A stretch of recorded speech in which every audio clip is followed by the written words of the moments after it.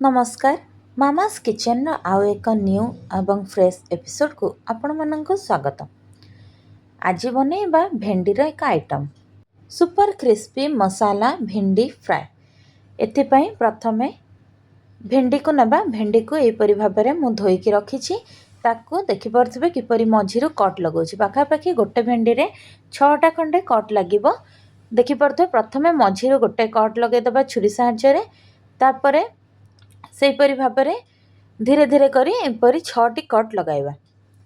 देखंतु वर्तमान मोर सब भेंडी गुड़िक एपरि कट लगे मु रेडी कर देइछि। आपण माने देखि परथिबे भेंडी गुड़िक किपरि पतला पतला स्लाइस हेकी रहिछि। किंतु मन रखिबे एहार गोटे साइड को एपरि भाबरे रखिबे जेपरि एहा पार्ट पार्ट हेकी न बाहरे।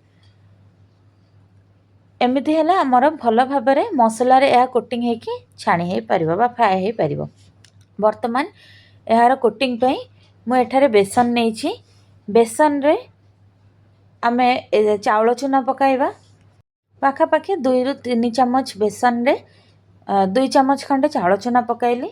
एहा परे एथिरे लूण, आवश्यक परिमाण रे लंका गुंड, धनिया गुंड, जीरा गुंड, कला जीरा, गरम मसला गुंड एवं शेष रे चिली फ्लेक्स पकाइबा।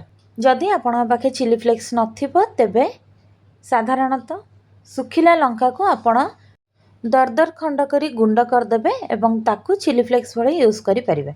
वर्तमान हमर समस्त मसला में पकाई देइछु।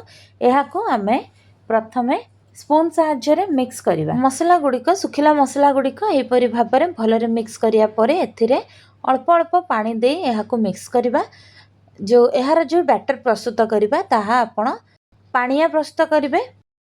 एहीपरि भाबरे धीरे धीरे पानी दे आमे एहा को मिक्स करी एहार आउटर लेयर पई कोटिंग अर्थात बैटर प्रस्तुत करिबा। हमर वर्तमान बैटर प्रस्तुत अछि। आपण मन देखि परथबे एहार कंसिस्टेंसी केमती अछि। ठीक एहीपरि भाबरे आमे बैटर प्रस्तुत करिबा आउ आगर प्रोसेस को आरंभ करिबा।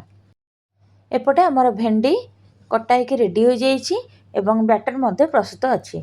वर्तमान आमे गोटे गोटे भेंडी को नेबा। से भेंडी को ए बैटर रे भल भाबरे डिप करिबा जेपरि भेंडी गुड़िक भलरे बैटर रे कोटिंग हेजिबो। एपटे एक कड़ाई बसाइबा। कड़ाई रे तेल देबा। तेल गरम होला परे सेई जो भेंडी को आमे सेई बैटर रे डिप करी भलरे एपट सेपट करी एहा को गरम तेल कड़ाई रे देबा। मन रखिबे जेते बेले तेल रे किछि जिंस छाणुथिबे सेते बेले एहा को हाई फ्लेम रे रखिबे। एहा फरारे सेथिरे तेल कम टाणी थाए। तापरे एहा को मीडियम को नै आसबे। एही परि भाबरे कड़ाई रे जेतिकी जागा धरिबो सेतिकी हिसाब रे ए सब भेंडी गुड़िक एपरि पकाइबा। देखंतु भेंडी गुड़िक भितरे जेपरि आम बैटर पसि परिबो सेति पई एहीपरि भाबरे भेंडी को भल भाबरे बैटर रे कोटिंग करिबा। 5 रु 7 मिनिट गला परे भेंडी गुड़िक आमे उल्टाई देखिबा। देखंतु आर गोटे साइड हमर हेई आइलाणी भल गोल्डन ब्राउन कलर मध्ये आइछि। अन्य साइड को कुक हेबा पर्यंत आमे वेट करिबा। दुई साइड हमर भल भाबरे भेंडी कुक हो जाइछि। आकु एक प्लेट को ट्रांसफर कर देबा। एहा को आपण माने खाली खाइले मध्ये भल लागिबो। एहा छडा आपण माने जदी भात सहित भी खाइबे ताहाले मध्ये एहा अत्यंत टेस्टी लागिबो। जदि आपणक पाखरे अलगा कोनोसी परिबा थिबो तबे आपण सिथिरे मध्ये ट्राई करि परिबे। आ विश्वास करंतु एहा जेपरि देखिबा को सुंदर सेपरि खाइबा को मध्ये सुपर टेस्टी आ बनेइबा को मध्ये बहुत इजी होइथाय।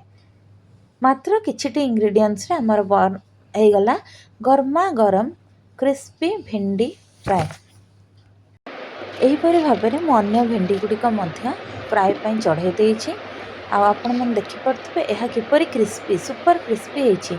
आर आवाज मध्ये आपण माने सुनि परथबे। तबे आज रे वीडियोटी आपण किपरि लागिला मते कमेंट रे निश्चय जणाइबे। वीडियोटी शेष पर्यंत देखिथिबार धन्यवाद। चैनल को लाइक शेयर और सब्सक्राइब करिया को भूलिबेनी।